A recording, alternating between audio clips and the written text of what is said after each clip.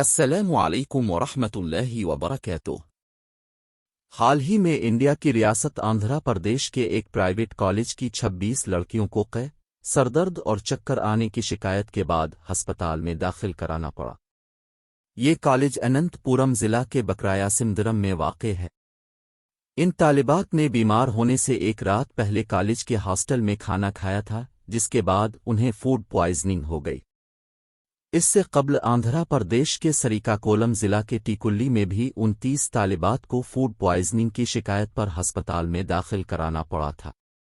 یہ تمام لڑکیاں پسماندہ طبقے کی لڑکیوں کے ہاسٹل میں رہ رہی تھیں۔ ورلڈ ہیلتھ آرگنائزیشن (WHO) کے مطابق دنیا بھر میں اوسطاً 16 لاکھ افراد ہر سال فوڈ پوائزننگ کا شکار ہو جاتے ہیں یا آلودہ کھانا کھانے کے بعد بیمار ہو جاتے ہیں، جبکہ دنیا بھر میں اوسطاً ہر روز 340 بچے آلودہ کھانا کھانے سے مر جاتے ہیں۔ آئیے ہماری خوراک کا حصہ ان چیزوں کے بارے میں جانتے ہیں جو فوڈ پوائزننگ کا سبب بن سکتی ہیں اور اس سے بچاؤ کیسے ممکن ہے۔ US centres for disease control and prevention (CDC) کے مطابق روزمرہ خوراک کے کچھ اجزاء ایسے ہیں جو فوڈ پوائزننگ کی وجہ بن سکتے ہیں۔ نمبر 1، کچا گوشت۔ جب کوئی فرد کم پکا ہوا کچا گوشت کھاتا ہے تو اس کے فوڈ پوائزننگ کا شکار ہونے کا خطرہ بڑھ جاتا ہے، کیونکہ اس میں کمپالوبیکٹر نامی جراثیم بیکٹیریا پائے جاتے ہیں۔ اس کے علاوہ کچھ اور بیکٹیریا بھی ہیں کچے کم پکے ہوئے گوشت میں بھی پائے جاتے ہیں، اسی لیے centre for disease control and prevention تجویز کرتا ہے کہ کچے گوشت کو دھونے میں احتیاط کریں، نہ دھویں۔ CDC کے مطابق کچے گوشت کو دھونے سے اس میں موجود بیکٹیریا قریبی برتنوں میں پھیل جاتے ہیں۔ یہ پورے باورچی خانے کو متاثر کر سکتا ہے۔ CDC کا کہنا ہے کہ اگر گوشت کو صحیح طریقے سے پکایا جائے تو اس کے بیکٹیریا ہلاک ہو جاتے ہیں۔ CDC تجویز کرتا ہے کہ اگر کھانے کے بعد کھانا باقی رہ جائے تو اسے 2 گھنٹے کے اندر فریج میں رکھنا چاہیے۔ CDC کے مطابق اگر گوشت کو فریج میں رکھنا ہے تو اسے ٹکڑے ٹکڑے کر دینا چاہیے۔ اس سے یہ جلد ٹھنڈا ہو جائے گا اور اس کے بیکٹیریا کی افزائش کی رفتار کم ہو جائے گی۔ خوراک کی ماہر ڈاکٹر پرتیبھا لکشمی کہتی ہیں، کچا کم پکا ہوا گوشت کھانے سے سیسٹیئرکوسس جیسی بیماریوں کا خطرہ ہوتا ہے، اس لیے ہمیشہ صرف پکا ہوا گوشت کھانا چاہیے۔ دوسری جانب گوشت سے بنے فاسٹ فوڈ کو بغیر پکائے کھانے سے فوڈ پوائزننگ کا مسئلہ ہو سکتا ہے۔ ڈاکٹر RSB نائیڈو کہتے ہیں، جو کباب اور تکوئی اپ ریستورانوں میں دیکھتے ہیں اور سڑک کے کنارے فروخت ہوتے ہیں، وہ ٹھیک سے نہیں پکے ہوتے ہیں۔ یہ گوشت اس طرح نہیں پکایا جاتا کہ اس کے اندر کے تمام جراثیم مر جائیں۔ یہی وجہ ہے کہ یہ تمام غذائیں اکثر فوڈ پوائزننگ کا سبب بن جاتی ہے۔ 2 نمبر، ایسی سبزیاں جو دھلی ہوئی نہیں ہوتی۔ تازہ ہری سبزیاں کھانے کے بہت سے فوائد ہیں، تاہم بعض اوقات یہ سبزیاں کئی بیماریوں اور انفیکشن کا سبب بن جاتی ہیں۔ کچی سبزیوں میں بیکٹیریا جیسے ایکولی، سالمونیلا اور لسٹرا شامل ہو سکتے ہیں۔ کچی سبزیاں جہاں کھیت سے کچن تک پہنچتی ہیں، وہیں ان میں ہر جگہ بیکٹیریا کے انفیکشن ہونے کا خطرہ رہتا ہے۔ کئی بار کچن کی گندگی سے ہری سبزیاں بھی متاثر ہو جاتی ہیں، اسی لیے کچی ہری سبزیوں کو اچھی طرح دھو کر ہی کھانا چاہیے۔ ڈاکٹر پرتیبھا لکشمی کہتی ہیں، یہ بھی بہت اہم ہے کہ آپ جو سبزیاں کھاتے ہیں وہ کہاں اگائی جاتی ہیں۔ وہ کہتی ہیں کہ آج کل سبزیوں کی کاشت انتہائی غیر محفوظ ماحول میں کی جاتی ہے، ان پر کئی قسم کی کیڑے مار دوائیں چھڑکی جاتی ہیں، اس لیے سبزیوں اور پھلوں کو نمکین پانی میں اچھی طرح دھو کر ہی استعمال کرنا چاہیے۔ دوسری صورت میں ان سے الرجی یا انفیکشن کا خطرہ ہمیشہ رہتا ہے۔ ڈاکٹر RSB نائیڈو بھی ڈاکٹر پرتیبھا سے متفق ہیں۔ وہ کہتے ہیں کہ ہمیں بنیادی طور پر صفائی کے بارے میں بات کرنی چاہیے۔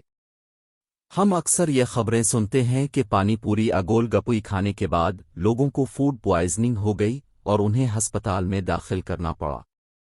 اس کی سب سے بڑی وجہ صفائی کا فقدان ہے۔ یا تو یہ تمام دکاندار اپنی سبزیوں کو ٹھیک سے صاف نہیں کرتے، یا پھر وہ جگہ جہاں وہ پکاتے ہیں صاف نہیں ہے۔ یہ بھی ہو سکتا ہے کہ پانی پوری یا چاٹ بیچنے والا اپنی صفائی کا خیال نہیں رکھتا، اس سے بھی انفیکشن پھیلتا ہے۔ 3 نمبر، کچا دودھ اور دودھ کی مصنوعات۔ نان پاسچرائزڈ ایسا دودھ جس سے جراثیم کا خاتمہ نہ کیا گیا ہو اور اس سے بنی مصنوعات سے فوڈ پوائزننگ کا خطرہ بھی ہے۔ ایسا اس لیے ہوتا ہے کیونکہ ای کولی، سالمونیلا، لسٹرا، کمپالوبیکٹر اور کرپیٹوسپوڈیم جیسے بیکٹیریا کچے دودھ میں موجود ہو سکتے ہیں۔ ایسے دودھ سے بنی آئس کریم اور دہی بھی نقصان دہ ہو سکتا ہے۔ دودھ کو پاسچرائز کرنے یا ابالنے سے اس میں موجود بیکٹیریا ختم ہو جاتے ہیں۔ دودھ کو گرم کرنے سے اس کے غذائی عناصر میں کوئی خاص فرق نہیں پڑتا۔ ڈاکٹر پرتیبھا لکشمی کا کہنا ہے کہ کچا دودھ پینے سے آنتوں کی ٹی بی کا خطرہ بھی بڑھ جاتا ہے۔ وہ کہتی ہیں، بہت سے لوگ کہتے ہیں کہ دودھ کچا پینا چاہیے۔ وہ اس کے لیے بچوں کے ماں کا دودھ پینے کی مثال دیتے ہیں۔ تاہم ماں کے دودھ اور جانور کے دودھ میں فرق ہے۔ گائے یا بھینس کا دودھ دینے والے نے صفائی کا کتنا خیال رکھا؟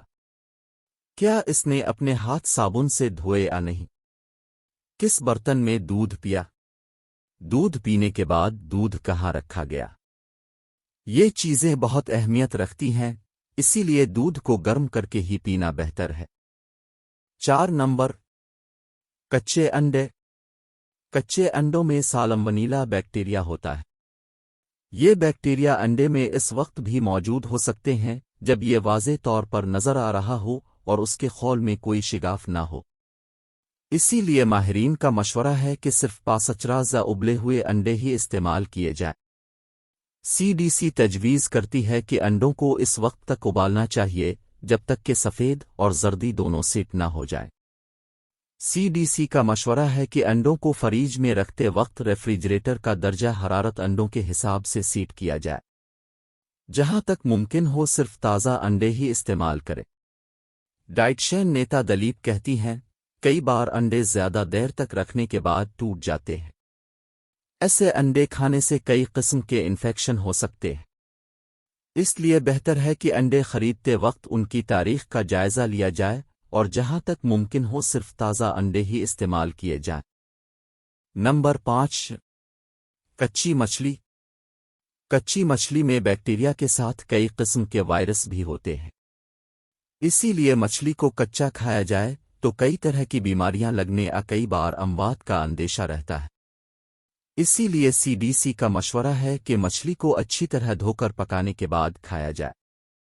اسی طرح جھینگے کے بارے میں CDC کا مشورہ ہے کہ آلودہ پانی میں اگائے جانے والے جھینگے میں نورو وائرس ہو سکتا ہے، اس لیے انہیں اچھی طرح دھو کر پکانا چاہیے جب تک کہ ان کی کچی بو دور نہ ہو جائے۔ اسی طرح ڈاکٹر پرتیبھا لکشمی کہتی ہیں کہ مچھلی خریدتے وقت لوگوں کو ہمیشہ بیچنے والے سے چیک کرنا چاہیے کہ وہ کہاں سے پکڑی گئی ہے۔ وہ کہتی ہیں، آج کل مچھلیوں کو آلودہ اور گندے ماحول میں پالا جاتا ہے۔ ایسی مچھلی کھانے سے کئی قسم کے انفیکشن ہو سکتے ہیں۔ کچی مچھلی کبھی نہیں کھانی چاہیے۔ یہی بات مچھلی سے بنی دوائیوں پر بھی لاگو ہوتی ہے۔ مچھلیوں کو کیسے پالا جاتا ہے؟ پکڑنے والے ان کی صفائی کا کتنا خیال رکھتے ہیں؟ ان باتوں کا خیال رکھنا چاہیے۔ نمبر 6، پھوٹا ہوا اناج۔ پھوٹے ہوئے ایسے اناج جن میں اگنے کا عمل شروع ہو چکا ہو اگرچہ آپ کی صحت کے لیے بہت اچھے ہیں۔ وہ ہلکی گرمی اور نمی میں تیار ہوتے ہیں، تاہم ایسے ماحول میں بیکٹیریا بھی بہت تیزی سے بڑھتے ہیں۔ اس کا نتیجہ یہ ہوتا ہے کہ بعض اوقات سپراؤٹس میں سالمونیلا جیسے بیکٹیریا ہوتے ہیں۔ ڈاکٹر پرتیبھا لکشمی کہتی ہیں کہ سپراؤٹس کے معاملے میں ہمیں ان باتوں کو ذہن میں رکھنا چاہیے، مثال کے طور پر سپراؤٹس کب سے رکھے گئے، وہ کب تک کھلی فضا میں تھے۔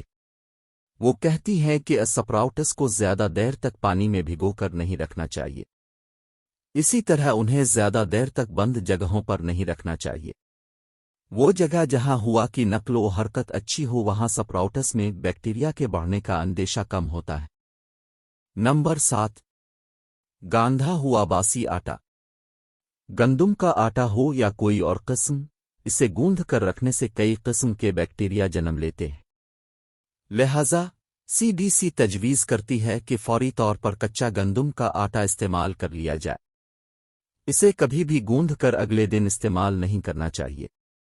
ڈائٹشین نیتا دلیپ کہتی ہیں کہ آٹے کو جتنا تازہ گوندھا جائے گا، یہ اتنا ہی صحت بخش ہوگا۔ سبزیاں ہوں یا آٹا، انہیں زیادہ دیر تک کچن میں نہیں رکھنا چاہیے، کیونکہ وقت گزرنے کے ساتھ ساتھ ان میں بیکٹیریا بڑھنا شروع ہو جاتے ہیں۔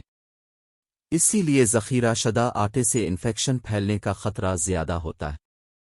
اس کے ساتھ یہ بھی ذہن میں رکھنا چاہیے کہ بیکٹیریا یا فوڈ پوائزننگ کے خوف سے صفائی کا خیال کسی جنون کی طرح سر پر نہ سوار ہو جائے۔ ڈاکٹر پرتیبھا لکشمی کہتی ہیں کہ اب بیکٹیریا ہمارے لیے ہمیشہ بارے نہیں ہوتے، یہ ہماری قوت مدافعت یعنی بیماریوں سے لڑنے کی طاقت میں اضافہ بھی کرتے ہیں۔ ہمارے پیٹ میں بہت سے بیکٹیریا ہوتے ہیں، وہ ہمیں بہت سے مہلک انفیکشنز سے بچاتے ہیں۔